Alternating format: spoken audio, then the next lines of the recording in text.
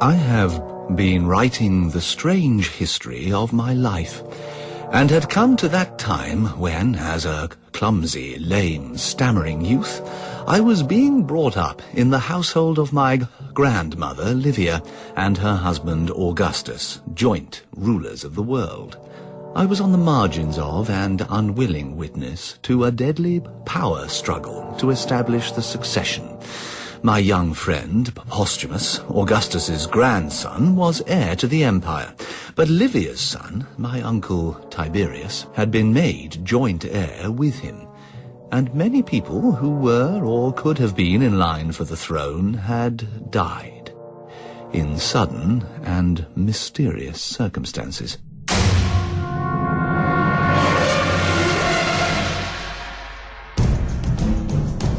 I, Claudius, by Robert Graves.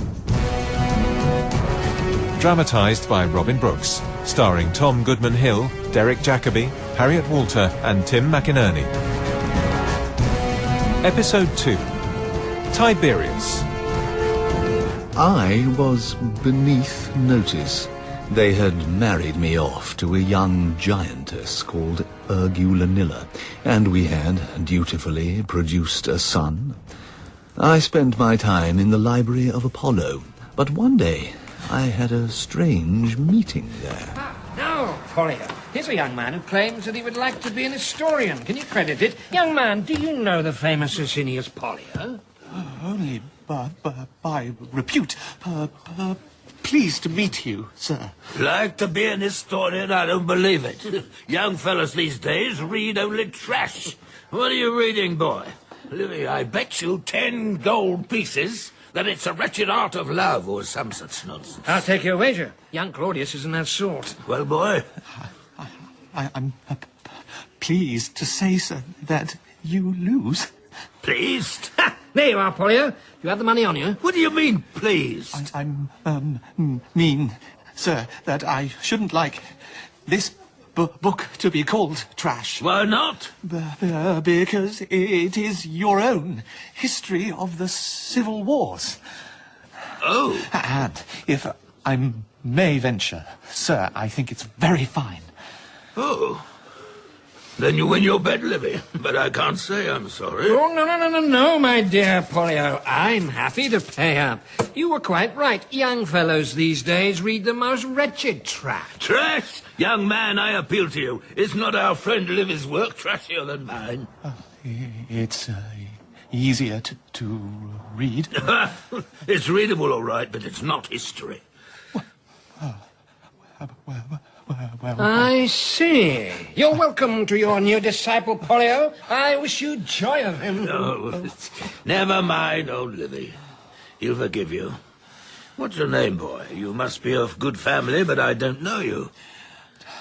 Tiberius, Claudius, Drusus, Nero, Germanicus. My God, you're supposed to be an idiot. Yes. Well, you're one of the brightest young fellows I've met in a long while. You're very kind, sir. Why are you reading my book? I'm gathering materials for a life of my father. Are you indeed? Now, listen. I am a very old man, and I happen to know that I will die very soon. Just before one dies, there comes a strange lucidity. One speaks prophetically, so listen. Do you want to live a long and busy life with honor at the end of it? Yes. Then exaggerate your limp. Stammer deliberately. Sham sickness. Let your wits wander. Jerk your head and dribble with your lip. This is your only hope of safety and eventual glory. Glory? The only glory I would like is the restoration of the Republic. I thought all talk of that had died out in your generation. My father and grandfather both believed in liberty and democracy. Yes, that's why they were poisoned. Poisoned? But No, who? not so loud, not so loud. No names. But here's a show, a token. You're writing a life of your father. Yes. Well, you won't be allowed to get beyond a certain point with that. And the person who stops you. And I've said enough. Goodbye, little Claudius. Things must be worse before they are better. Remember what I've told you. Goodbye. Goodbye. 3 days later, Pollio died. He left me in his will a collection of early Latin histories, but my uncle Tiberius said it was a mistake and that they were intended for him. Then, by chance, I came to the notice of Augustus himself. Yeah, funny thing happened to me today, my dear. Yes? I bumped into old Athenodorus. I said to him, you must be weary work teaching young Claudius. I'm sure it is. He told me it was a pleasure. He said, would I like to hear young Claudius declaim? And did you? Yes. Athenodorus said choose a subject for the declamation and come back in half an hour. I gave him our conquests in Germany.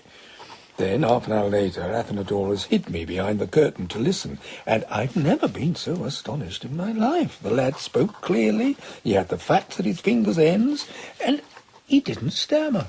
Do you remember when the Indian ambassador took the cloth off the parrot's cage and we heard the bird say, "Hail Caesar"?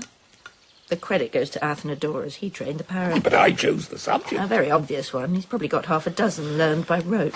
Postumus and Germanicus both swear he's sensible too. Just put off balance by his nerves. Germanicus, dear boy, swore to protect his infant brother after their father's death. He has a noble soul. Of course, he would make the best case for his brother's wits in the hope that one day they'd improve. As for Postumus, I cannot understand that young man at all. Young Claudius is married and he's of age. We have to decide whether he is to be recognised as a reputable member of the family or not. What about these games? Do with them as you like, my dear. But I draw the line at dining in his company. It would upset my digestion. The games were held in memory of my father and his glorious campaigns on the frontier, and were also designed to distract the populace from one of our periodic shortages in the bread ration. They were sponsored and paid for by my brother Germanicus and myself, and I must say, when I found out how much it cost, I was staggered. We were expected to preside in the imperial box. It's my first sword fight. You sit back and let your brother do all the work. Yes, sir. When you know the ropes, we might let you take a hand, eh? I like that, sir. I'd like to help. Sit tight. Who knows? You'll be consul with your brother one day, eh? Yes, sir. It all went very well. The first day was rounded off with a contest between two German hostages who belonged to rival clans and had volunteered to fight a duel.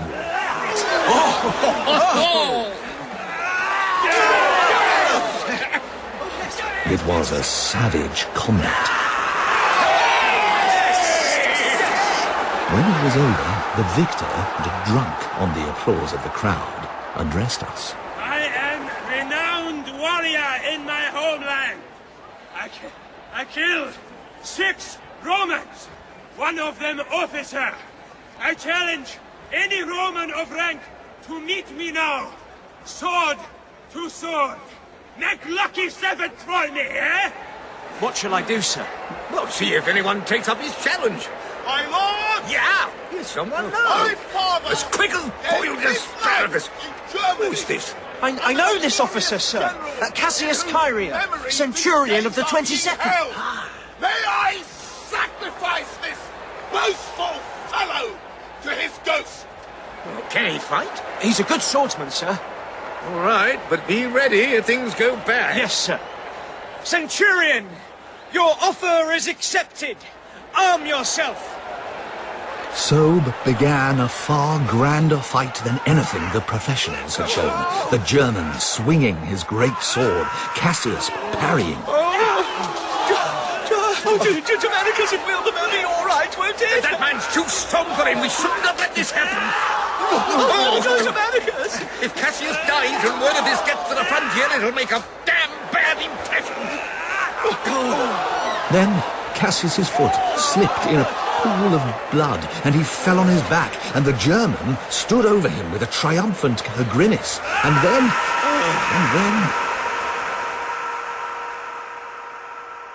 I fainted, dead away.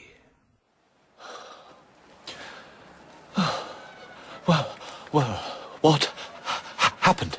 You fainted, sir. They put you down here till you felt better. Your brother said he'd be along when they get a break. No, I mean the fight. Oh, that? Sir, that was the best thing I've ever seen. We all thought young Cassius had bought it, then sideways roll, quick stab under the armpit, good night Vienna. They're having an elephant fight now. Do you think anyone noticed that I... Bless you, sir, no. Good luck to you, sir. I fought under your dad, sir. The noble Drusus. Glory days, sir. Did you? He was a great general. Keep your pecker up, you'll be as brave as him one day. I was there when he died, sir. We loved him, sir. We were that hacked off. Why? How? How did he die? Corporal? Sir? Nip out and get him a drink of water. Sir? Your father had broken his leg. Not much damage, it was coming along well until the doctor fella arrives from Rome with his little bag of potions in his hand. Who sent the doctor fella? 2 and 2's 4, isn't it, sir? We wanted to kill that doctor fella, but he got back safe to Rome under special escort. The very next day, I found my study ransacked. And then I received a summons to a very rare audience. Claudius. Grandmama? Your mother has taken from your study some materials you've been collecting. Yes, Grandmama. For a life of your father? Yes, Grandmama. She showed them to me. It is a painful work, particularly blighted by an absurd delusion that ancient political forms can be reintroduced. I asked Athenodorus if he'd put any subversive ideas into your head, and he swears not. No, Grandmama. In which case, I can only imagine that they come from the obscure tomes over which you've been dreaming. Yes, Grandmama. You will desist from your biographical labours. Yes, Grandmama. If you disgrace your father's memory by fainting at the solemn games held in his honour, you are obviously unfit to write his life. Yes, Grandmama. So find some other employment for your pen. Yes.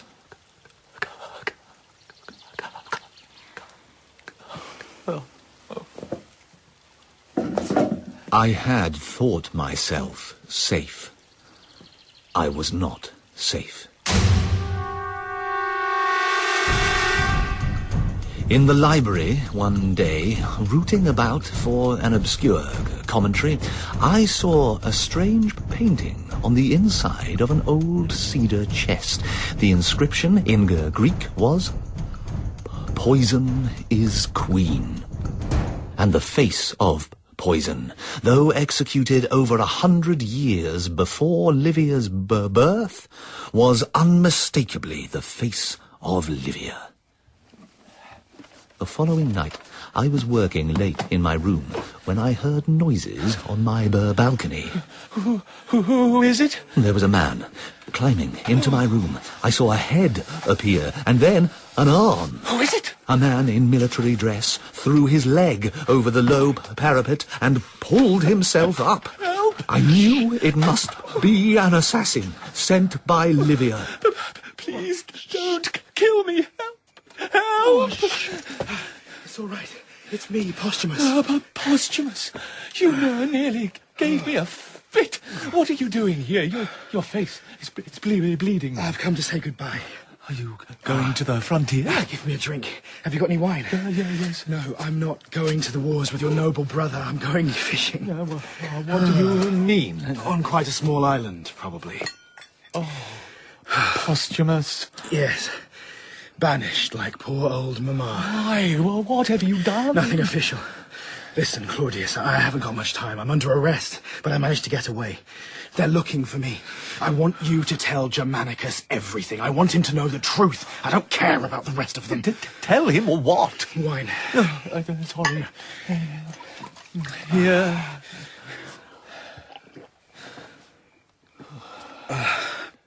That's better. You know how I felt about your sister. Yes. You warned me about her. Yes, but I'm sorry. Never mind. When she married that little swine, Castor, she told me that the marriage had been forced on her. I knew he was a bastard. I hoped that one day she might... Well, this afternoon I found the two of them sitting in the arbour. Castor started taunting me. Now I think about it, they must have had it all worked out. So, Germanicus gets a big command on the Rhine. Nothing for you then, dear Posthumus?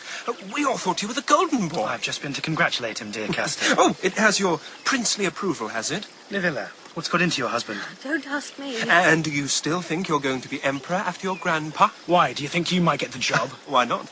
I usually get what I want. I got Livilla. Maybe I'll get other things too. Then do you want to get lost, or do you want to have your head held under the fountain? Temper, temper. I'm so sorry. He's always like that. He's so horrible. I thought I loved him. Oh, I've been such a fool. Then she cried on my shoulder. Livilla can cry whenever she wants. Then what happened? In the evening, her maid came and told me that Castor would be out all night drinking as usual, and that when I saw the light in her window, I was to come to her. I waited, saw the light, climbed up, the window was open. She was waiting for me in her dressing gown. I'm so unhappy. Hold me. Please.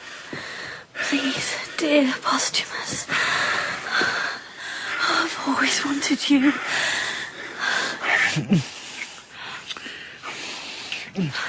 No.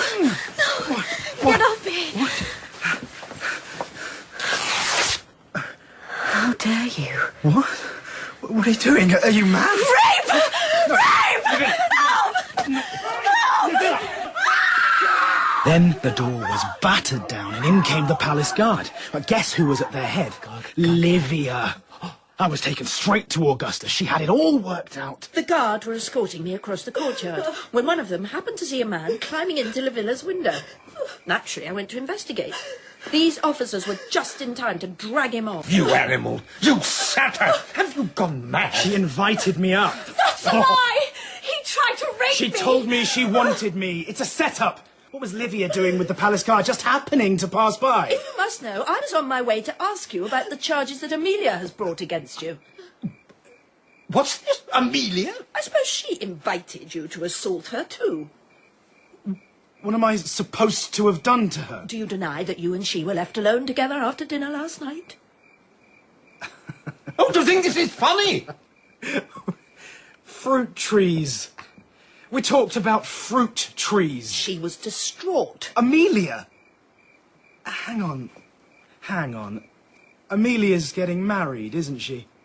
She's marrying Appius Silanus. Oh, she's always wanted him, but it's supposed to be a big secret. So that's what she's getting out of this. And what do you get, Livilla? Is Livia going to poison Castor and get you a less ugly husband? You said that? With Livia there? And more. Once I'd mentioned poison, I knew I was doomed, so I decided to say as much as I could while I had the chance. And exactly how did you poison my father?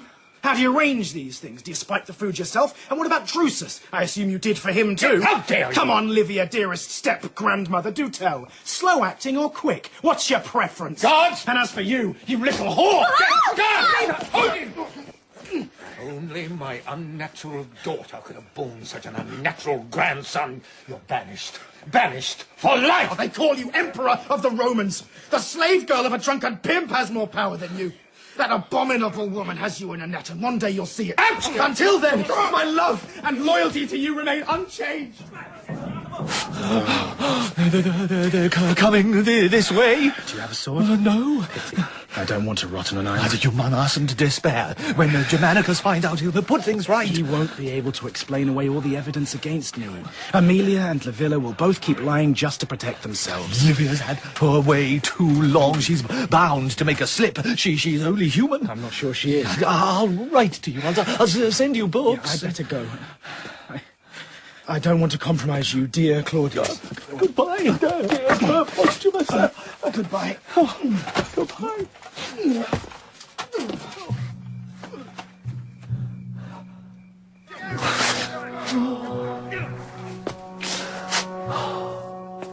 So Posthumus, Augustus's only surviving grandson, was disinherited and banished for life to the island of Planasia. Tiberius was now Augustus's sole heir, with Germanicus to carry on the line after him, Livia's line, and with Castor, Tiberius's son, after him. But I had no time to tell Germanicus what I knew. He was immediately sent to the Rhine frontier. Cassius Chaerea, that same officer who had fought so bravely in the arena, had come post to Rome with dreadful news. All 3 legions? 17th, 18th, 19th Caesar, and the auxiliaries. All 3? Varus? Dead Caesar. How? Punitive expedition, ambushed in the forest, the Teutoburger forest. Punitive expedition? All 3 legions? On a punitive expedition? We were strung out on a trail in no sort of order, no scouts, heavy rain, wet bowstrings. The weather got worse, the Germans got bolder, their numbers grew. They closed in. Lost? All lost? Yes, Caesar. Then how did you come here? I was commanding the rear guard, Caesar. We broke out, they were easier picking, so they left us alone. We got back to the river. How many? 80 of the 100, sir. We had to leave the wounded. 80 men? Caesar. Between our Gallic provinces and the German tribes? Caesar.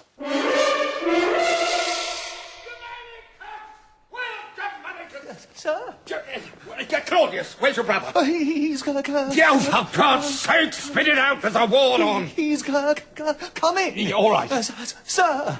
Yes? I can't serve Rome as a soldier. Yeah, no, Claudius, we'll have to manage without you. But I could work in intelligence. Oh. I have studied the German tribes, sir. Athenodorus taught me. Claudius, will you forgive me? I'm a teeny bit busy.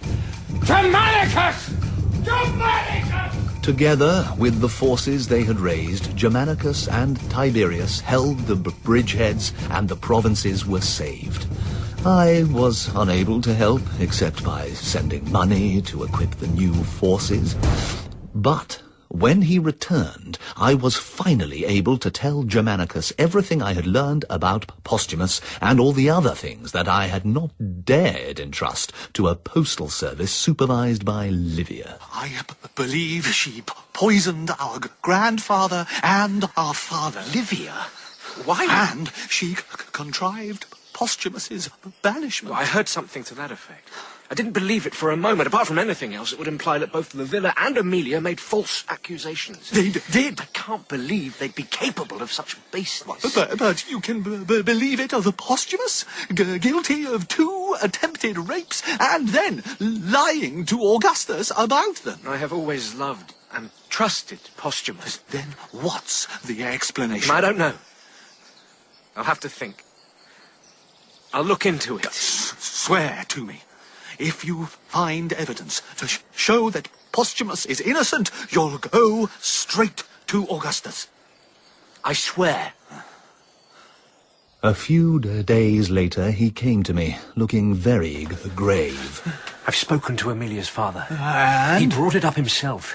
He asked me what the charges against Posthumus had been. He didn't know. And? So I told him his own daughter had accused Posthumus of attempted rape. What did he say? He was astonished. He didn't know anything about it. He said the governess had been with them the whole time. We questioned her. She said she'd never left the room. She said they talked about fruit trees. So do you believe me now? It was Livia arranged the whole thing? Are you going to go to Augustus? I gave you my word. When are you going to him? Now. I don't know what happened at that interview, but Germanicus was much happier at dinner that night. Come. Well, come in, won't you? Sorry. Oh, sir, I beg your pardon. No, that's all right. Don't get up. Sir, somewhere for you to sit. Sir, have my chair. Sir, sorry. No, don't mind me. You go on with your work. Yes, sir. Just pretend I'm not here. Yes, sir. What an awful lot of books. Sir. What are you working on at the moment? History of organised religion, sir.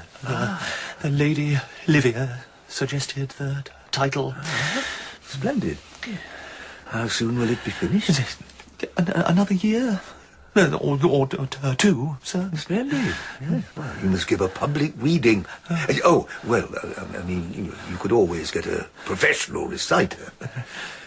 If you want. These professionals are very good. It can be very embarrassing to read out your own stuff. Sir. Claudius, do you bear me any ill will? No, sir. You have never done anything to deserve my ill will. No, but on the other hand, I haven't done much to earn your love. Oh, sir. Germanicus has told me about you. He says you were loyal to your friends and to Rome and to the truth. I shall be very proud if Germanicus thought the same of me. He loves you, sir. He has often told me. You swear? Yes, sir. Well, that makes me very happy.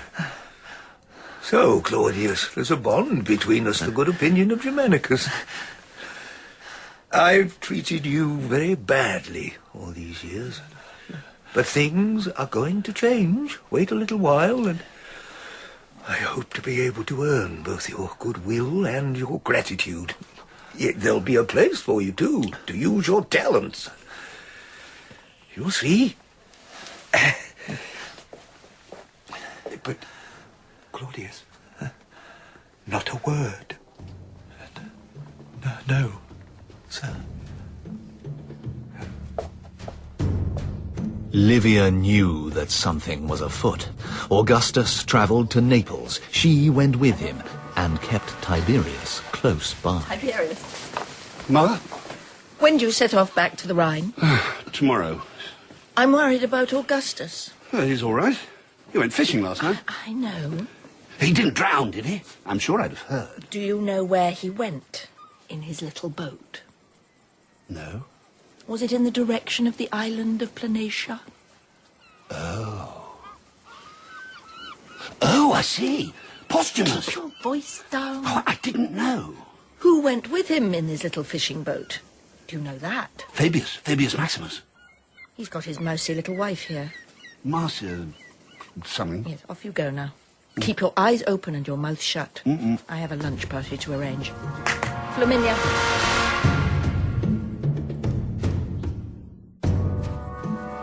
Please, have one of these little honey cakes. If I send them back, my cook will slit his wrists. Honestly, I couldn't eat a thing. Oh, why not? I'm sorry. I thought when you invited me, I thought it would be a big do, official, you know, lots of people. I didn't realise it would be... Just you and me? No.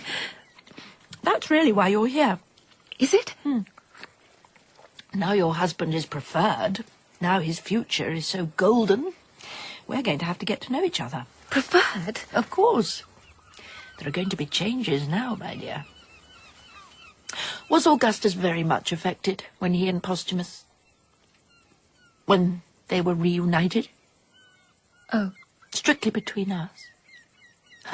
I must tell you, my dear husband is much more tender-hearted than he makes out. Oh, Yes? I can't. Yes? I can't say anything. Why not? Baby has made me swear. Oh, quite right, my dear, quite right. It must remain a secret. You remind me of Tiberius's sentry in Dalmatia. He wouldn't let Tiberius into the camp one evening because he'd forgotten the watchword. Sorry, General, he said. Orders are orders. My dear, surely you know Augustus has no secrets from me, nor I from him. But I applaud your prudence. You see, he wouldn't tell me if he cried. I think he must have been terribly moved. Baby said he wept and wept. They both did. Ah, my poor husband. You see how deeply he feels these things. So don't tell anyone we've talked. It would upset him.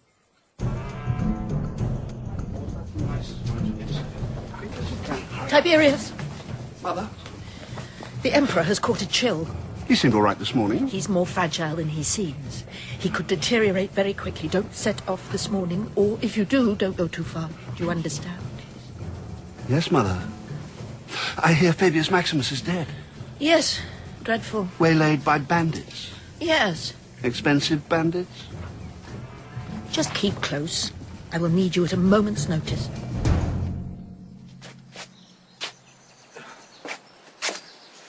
You're not well. Oh. I'll be fine. Let me nurse you. Yes, No. No. No, you don't need to worry about me. All I need is a purge and then plain food. Water from the well. I'll draw it myself. And bread from the common table. And figs from the trees. I'll pick them myself. Yes, dear. I'll be fine. Water from the well and figs from the trees. I'll be fine. I remember well how the news came to me. I had been drinking. I was sleeping it off. Who is it? Pallas, what's going on? A deputation from the most noble order of knights. They say it's urgent. I'm trying to sleep. Forgive me, Claudius, but it is the duty of our order to bring back Augustus's body, and we wish to request this honour of the Senate. Dead. He's dead. Would you go to the Senate as our representative? It's poison. Claudius. Poison is queen. Poison is queen.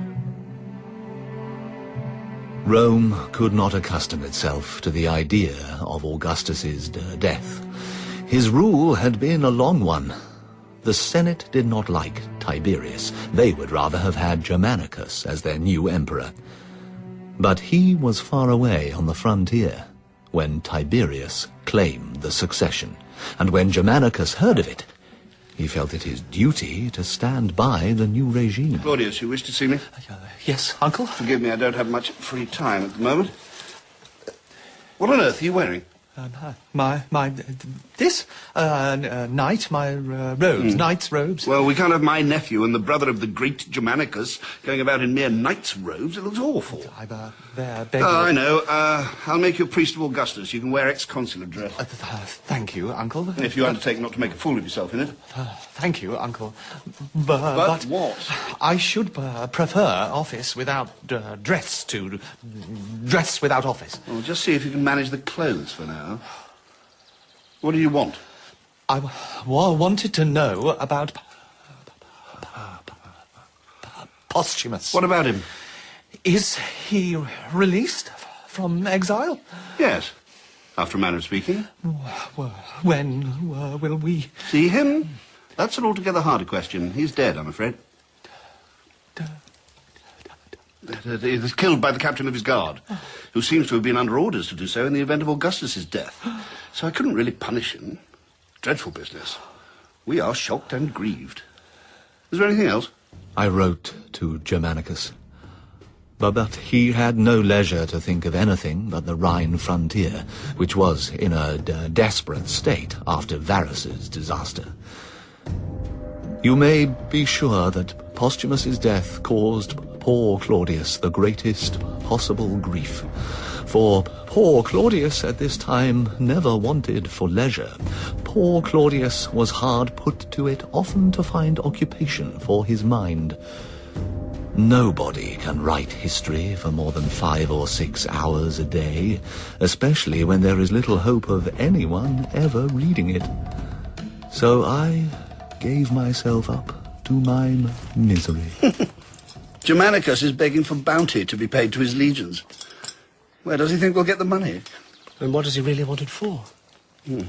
Once Tiberius was on the throne, the only man to whom he in any way opened his mind, apart from his soothsayer Thrasyllus, was the commander of the Guards regiment, Sejanus. He says he will make his legions swear an oath of allegiance to me.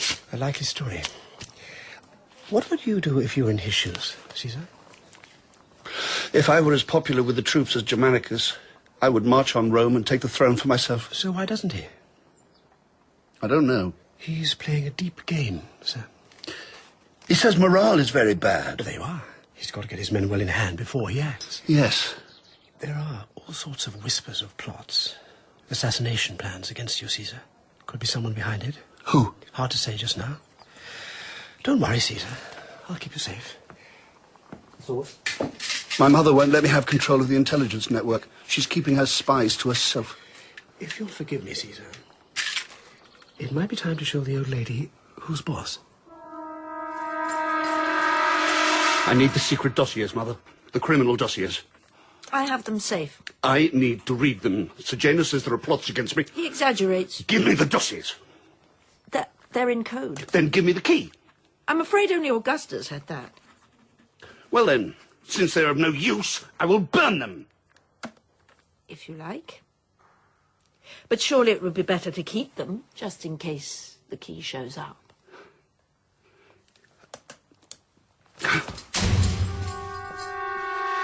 Livia was still in control of the administration, still running the empire, so Tiberius began to rely on his own informers, and soon a whole class of them had sprung up.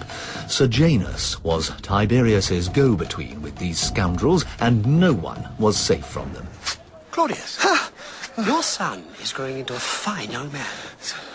Sejanus, I didn't see you there. Old enough for you to be thinking of a match for him now. I see little of him. He lives with his mother. He's only 13. I wonder if I might propose a match with my daughter.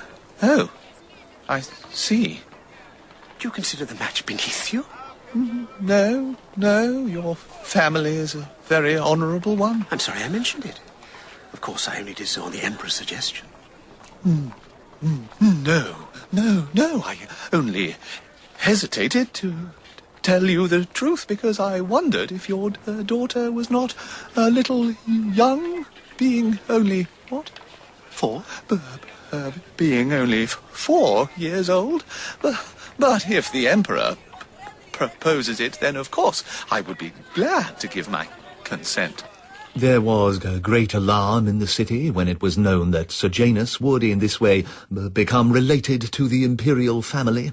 But a few days later my son Drusillus was found dead in the garden of a house where he was staying, with a small pear stuck in his throat. I felt no personal grief for the loss of the child, I must confess. Germanicus's pleas for money and warnings about the morale of the Rhine legions had fallen on deaf ears, but were no less true for that. My brother arrived at the quarters of the First Legion to find a full-blown mutiny in progress, and only one senior officer in evidence who had taken sanctuary on the sacred tribunal platform. Cassius Cairo. Sir? Where is the legate? Hiding in his tent, sir. The tribunes? 3 dead, 2 missing. Did they let you alone? No, they came after me too, sir. Running's not your style, Cassius. No, sir. I drew my sword and cut my way through here. They're a rabble, sir. It'll just take a couple of steady cohorts to deal with them. I only have my bodyguard. And my family. Ah. I'll talk to them. Sir? It's all right, Cassius. I know what I'm doing. They're all drunk, sir. Well, of course. Soldiers! Soldiers, form up decently in your companies, and I will address you. It's Germanicus! Oh, sir, Danny, you're dead, sir. You're larking, sir. You'd have to be bloody good to be as bloody good as he We was. haven't been paid, sir. 2 years back, I Asked me release 16 years and no What have you release. done with your officers? On themselves, sir. Scars, sir. See these? Plenty of honourable ones at the front. But look at me back. Look at the flogging. I've got no teeth, sir. How can I eat hard-tack with no teeth? Get any discharge? Oh, sir, Danny, your father, Yes, I yes. handled you on my knee when Yes. you was a baby. Of course I remember you, Pomponius. Get back to the ranks now and show a good example. Yes, sir. I promise you full arrear of pay and a bounty in the name of the divine Augustus. Augustus has found a worthy successor. Men, in the name of my father's glorious victories, I promise you justice. There will be a new order. I swear to you that Tiberius will hear your grievances and he will... We want Germanicus! No, silence! You're mad. You think I'm a traitor? You said it, sir. A worthy successor. No, I didn't mean... No.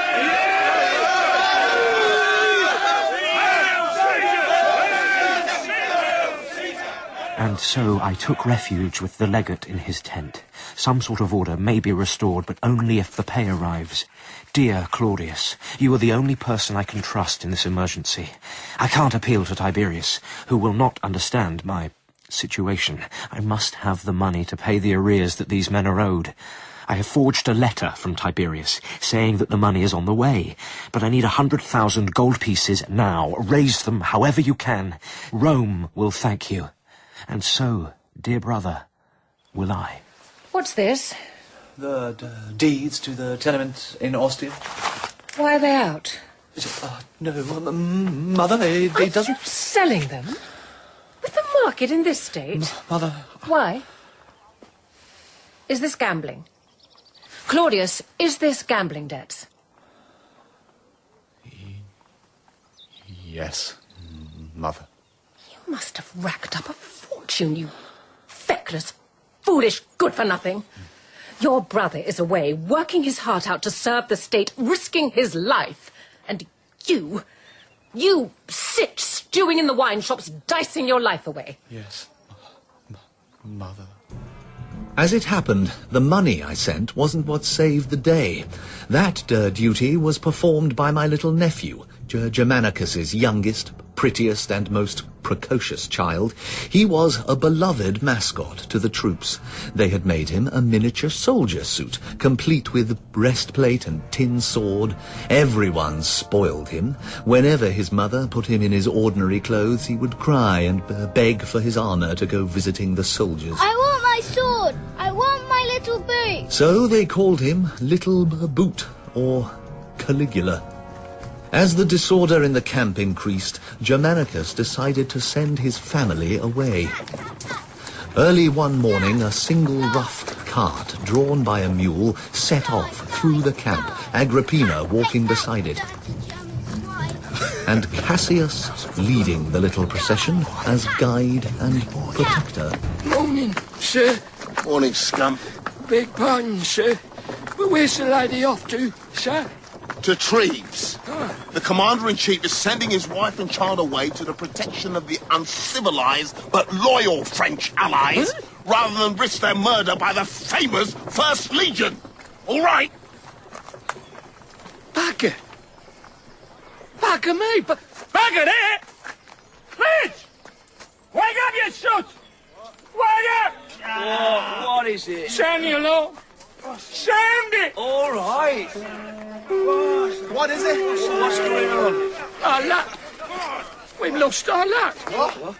Little Booth, they've sent him away, and his mum, 7 months gone with her latest, and walking on foot like a slave off to the frogs at Treves. And you know what the sodding frogs are like? Oh, Little Booth, gone! Soldiers are an extraordinary race of men, tough as shield leather, superstitious as Egyptians, and as sentimental as Sabine grandmothers. 10 minutes later, 2,000 of them were besieging Germanicus's tent in a drunken ecstasy of sorrow. Give us back our little friend! Anything. Sort out from among yourselves those responsible for the death of my officers. Those judged guilty to be executed on the spot. Time-expired veterans will be discharged. But the rest of you, if you want my full pardon, you can win it by crossing the Rhine to avenge the death of Varus. If you want to fight, step forward. We'll fight, sir! Pomponius. Sir! You're excused. Honourable discharge. With respect, sir. Back of that, sir. I'm the fittest man in the army. Caligula was sent for, and came galloping back on the messenger's crupper, shouting and waving his sword, and the men told him that he'd saved the empire single-handed, which was very bad for the child, who was already dreadfully spoilt. So Germanicus stayed on the frontier, while in Rome, Tiberius tightened his grip on power. Marmoset.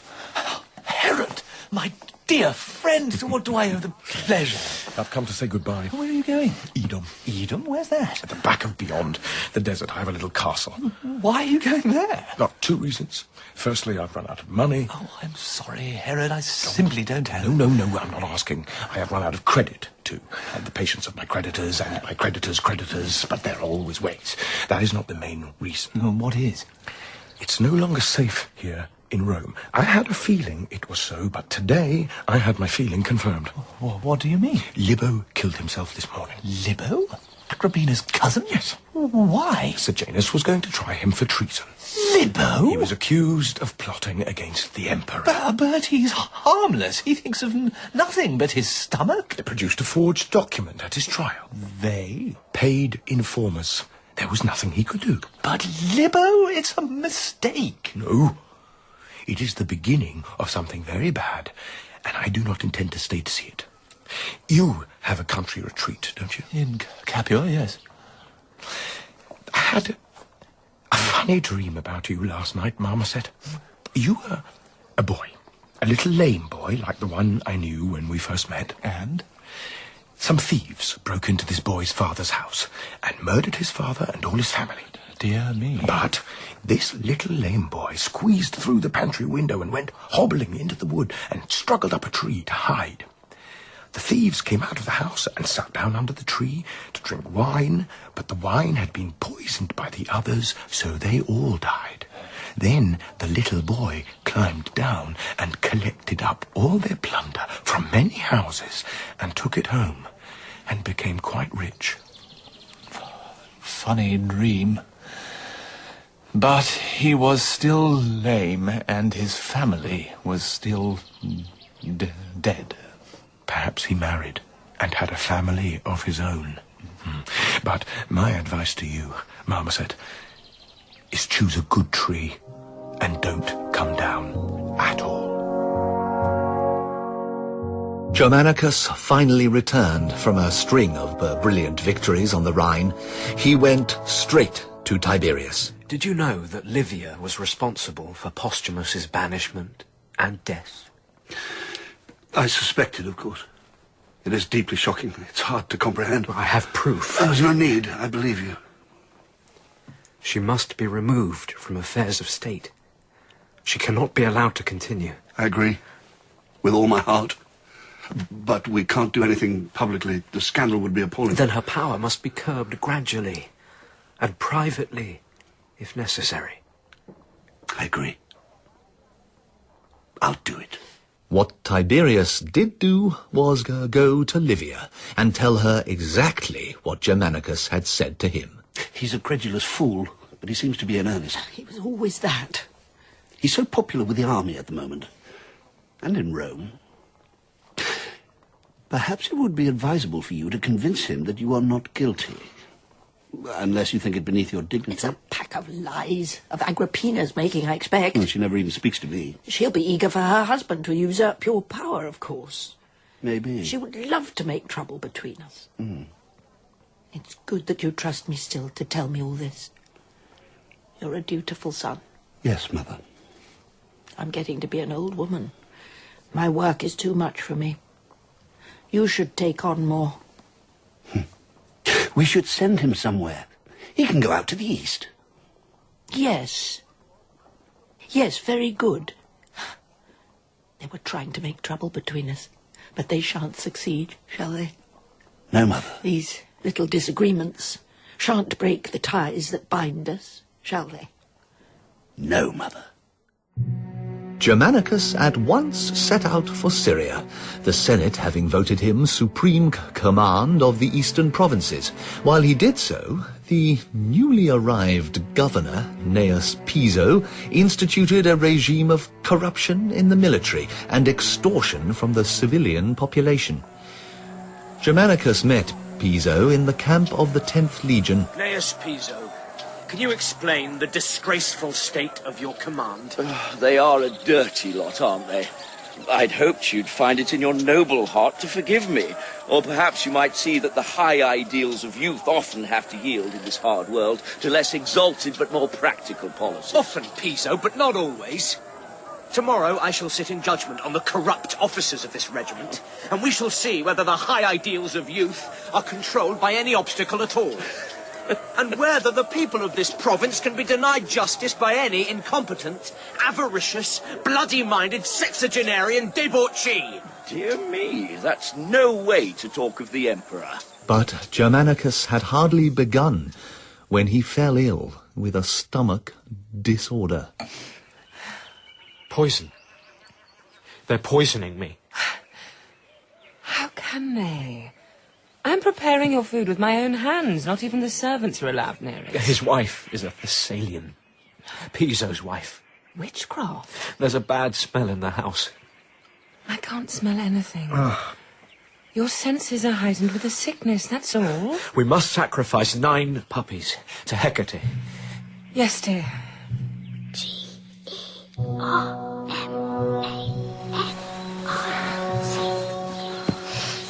The smell's getting worse. I've asked the servants to look into it. It's a stench of death. It's the drains. I'll burn some incense. Someone is practicing witchcraft against us. We'll make another sacrifice to Hecate. You have your little charm? Under my pillow. We'll have the house ritually cleansed. But when they did this, the servants made a series of gruesome finds, hidden under floor tiles or behind loose bricks. A baby, red paint on its belly and horns tied to its forehead. A dead cat. It's got wings growing from its back. Black man's head. A child's hand sticking out of its mouth. And with every one, a lead tablet with Germanicus's name written on it. His name began to appear on walls, scrawled upside down, and every day shortened by a letter. In one locked room, with a window too small for a man to squeeze through, these writings covered the walls from floor to ceiling. In the middle of the night, the house was awakened by crowing. What is it? My sword! What's the matter? There's a black cockerel with a gold ring around its neck. It's by Caligula's bed, crowing to wake the dead. Where's my sword? I've got to kill it! It's all right, darling. I struck it in here. It flew out of the window. I couldn't. Someone fit a light! Germanicus! How did I... You fainted. Can you get back into bed? I can't fight it, Agrippina. It'll kill me. You're safe with me. You're safe so long as you've got your little Hecate. I'll fetch it. I'll get it, Mummy. I'm not frightened. Yes. Good boy. The next day he wrote to Piso, declaring private war between them in the old Roman manner, but Piso had already sailed for Rome. My poor brother was growing hourly weaker. We're not afraid, are we, Caligula?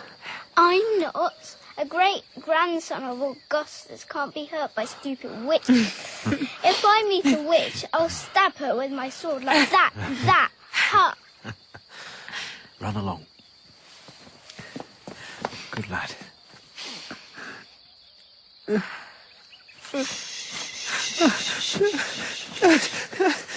Agrippina! What is it? My Hecate. It's gone. The next day, with only 3 letters of his name remaining in the scribbled inscriptions, he called his friends together. Tell Tiberius and avenge my death. And tell the people of Rome that I entrust my wife and children to their charge. He'd died on the day that the single letter G appeared on her bedroom wall. Lay out his body in the marketplace. I want everyone to see the rash on his chest and the blue in his nails. It's poison. My husband was poisoned.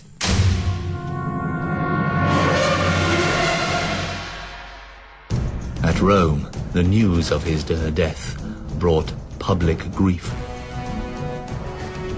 Of my own sorrow, I cannot trust myself to write.